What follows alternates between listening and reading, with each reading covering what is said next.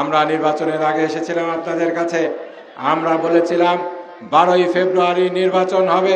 শহীদ মওলানা মতিউর রহমান নিজামীর উপরে যে অত্যাচার করা হয়েছে, বিচার নামের প্রহসন করা হয়েছে, অন্যায়ভাবে তাকে হত্যা করা হয়েছে, একই সাথে নিজামী সাহেবের এলাকার লোক হওয়ার কারণে আমাদের উপরে গত 16 বছর যে অত্যাচার করা হয়েছে, সকল কিছুর দাঁত ভাঙা জবাব আপনারা বিপুল ভোটে দাঁড়িপাল্লাকে বিজয়ী করে প্রমাণ দিয়েছেন। তার উপরে হওয়া যে সমস্ত অত্যাচার নিপীড়ন ছিল, সেগুলো সকলই ছিল মিথ্যা।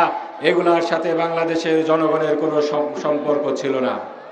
এখন আমাদের সামনে যেই চ্যালেঞ্জটি রয়েছে, সেটি হলো শহীদ মওলানা মতিউর রহমান নিজামী, যিনি দিন কায়েমের স্বপ্ন দেখতেন, যিনি একটি সুন্দর সাথিয়ার স্বপ্ন দেখতেন, একটি সমৃদ্ধ স্বনির্ভর সাথিয়া করার স্বপ্ন দেখতেন।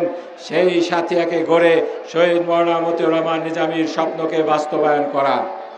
ইনশাআল্লাহ আপনারা যদি পাশে থাকেন, আপনারা যদি দোয়া করেন, আমরা সকলে মিলে যদি চেষ্টা করি, আমরা ইনশাআল্লাহ এই সাথিয়াকে একটি সমৃদ্ধ স্বপ্নময় সাথিয়া হিসাবে গড়ে তুলতে পারবো।